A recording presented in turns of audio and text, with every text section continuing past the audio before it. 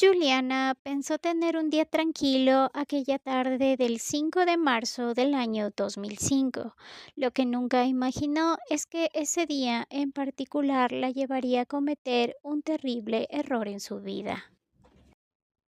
Hola a todos, bienvenidos una vez más a su canal Luna tras el rastro. Mi nombre es Katy, pero me pueden llamar Luna. El día de hoy vamos a hablar sobre un caso que ocurrió en Perú. Vamos a hablar sobre el caso de Juliana Llamoja. Juliana nació en Lima, Perú, el año de 1987. Era la hija del juez Luis Llamoja y de la señora María del Carmen Hilares. Aficionada a la poesía desde muy niña, motivo por el cual llegó a ganar varios premios. Hermana mayor para sus otros dos hermanos. Para el año 2005 se encontraba cursando el tercer semestre de Derecho en la Universidad del Sagrado Corazón de Lima.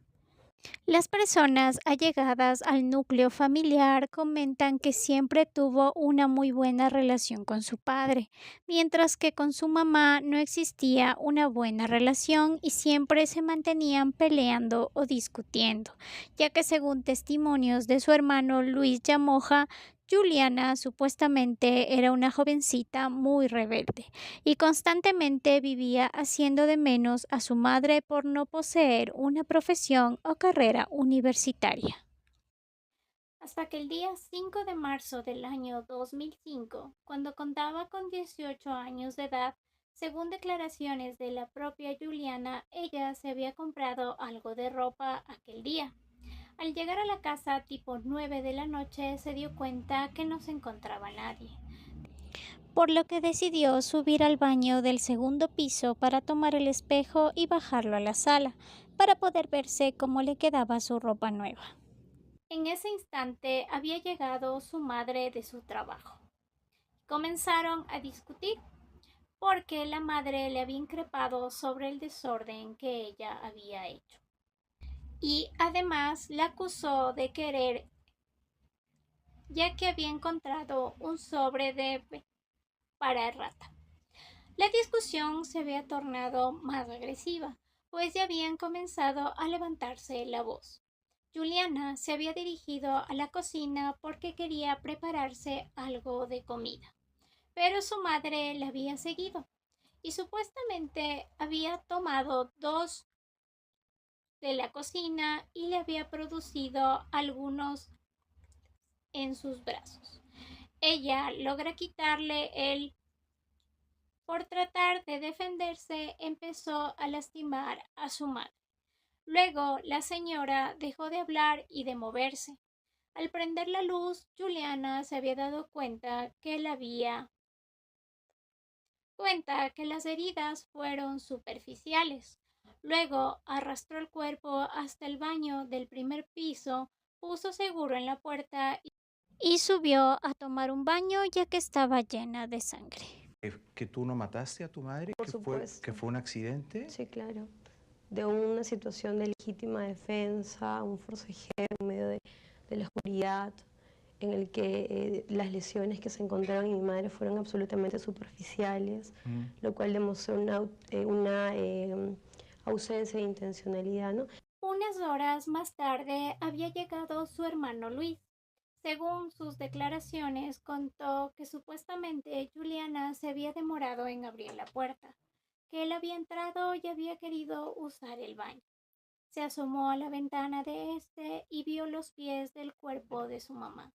En ese momento, Juliana le cuenta llorando que había discutido y que luego la señora se fue a la cocina, tomó un y se. Luis llamó a la policía e inmediatamente llegaron a la escena junto al personal de criminalística. Hicieron el levantamiento del cuerpo y también tomaron muestras dentro de la casa.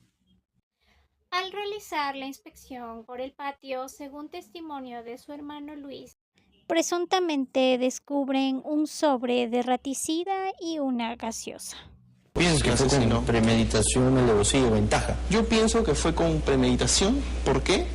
Porque a las 7 de la tarde de ese día, que aún no pasaba nada, que mi mamá estaba en otro lado, que yo estaba por ahí con mis amigos y mi papá estaba de viaje, ella estaba maquinando en la cocina con un vaso de gaseosa, con una botella de gaseosa de 3 litros y con 2 sobres de raticida, estaba mezclando para envenenar a mi mamá, ¿no? Entonces eso que quede claro, Juliana desde un primer momento quiso envenenar a mi mamá y eso consta, eso está en todos los expedientes del proceso y eso figura también en su misma declaración el día de la reconstrucción de los hechos. Yo la he escuchado a ella misma decir eso. Los investigadores preguntaron a Juliana y ella les dice que simplemente los compró porque tenía curiosidad de saber qué cambios químicos se produce en la gaseosa al momento de ser mezclada con él. Pero estas pruebas causaron unas grandes dudas en los investigadores, sospechando que no se trataba de sino más bien de y que la jovencita había comprado esto con todas las intenciones de hacer daño a su mamá.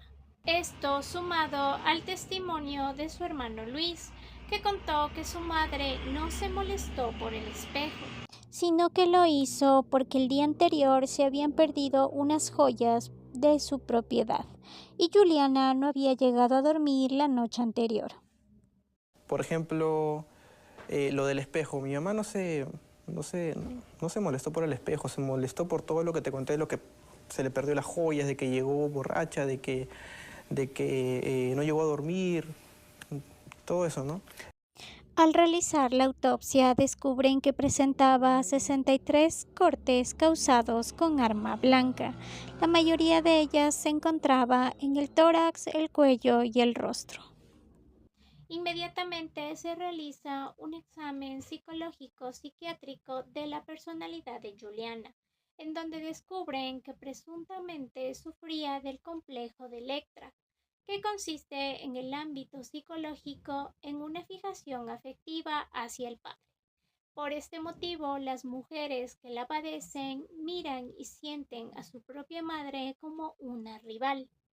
Demuestra también una personalidad histriónica. Pero lo que sí te puedo dejar en claro, ¿no?, es de que sí hubo un complejo de Electra muy marcado y que esa etapa Juliana todavía no la supera, ¿no? Pues ella sigue siendo una hijita de papá. Presentaba rasguños y moretones únicamente en sus piernas, por lo cual los investigadores deducieron que su madre estaba acostada en el piso tratando de defenderse mientras ella se encontraba de pie. Además, tampoco presentaba ningún corte como ella había afirmado, sumado a que cuando su madre estaba, nunca llamó a la ambulancia. Por este motivo, los investigadores deducieron que no fue producto de una defensa propia, sino más bien de un planeado hacia su mamá. Juliana siempre se ha mantenido en su posición, diciendo y argumentando que fue en legítima defensa. Con todas las pruebas recolectadas, fue capturada y sentenciada a 20 años de prisión por a Juliana Flor de María Yamoja Hilares como autora del delito contra la vida, el cuerpo y la salud, parricidio en agravio de María del Carmen Hilares Martínez a 20 años de pena privativa de la libertad. Luego de cumplir 4 años de su condena, salió en semilibertad en el año 2009, presuntamente debido a las influencias de su papá, cumpliendo ciertos requisitos, entre ellos que no podía cambiar de domicilio sin previo aviso a la fiscalía. Además, que no podía abandonar el país, pero algunas condiciones no fueron acatadas por Juliana, por lo que se convirtió en prófuga de la justicia peruana. En este tiempo, presuntamente, había viajado a Ecuador. En el año 2012, la justicia ordenó revocar la orden de captura, alegando que no se habían encontrado faltas de conducta. Su hermano Luis Yamoja culpó a su padre sobre esta decisión, comentando que él había usado sus influencias con sus amistades para lograr que Juliana saliera en libertad. Esto ha causado que Luis sintiera mucha frustración con la justicia peruana. Él comenta que su hermana debe pagar por haberle quitado la vida a su mamá, pero que lamentablemente no lo había hecho. Juliana se dedicó a la poesía. También fue invitada al desaparecido programa El francotirador del periodista Jaime Bailey. Abrió un blog de poemas y también publicó el libro El amor y la Vía Láctea. Ha sido invitada a varios festivales de poesía y es abogada penalista. Cursó una maestría en Derecho Penal en una universidad de Alemania. En su cuenta de Instagram pone distintas fotos de su vida diaria, sus lecturas o los viajes que hizo a diferentes ciudades de Europa. Tiene una cuenta en Facebook y un canal en YouTube.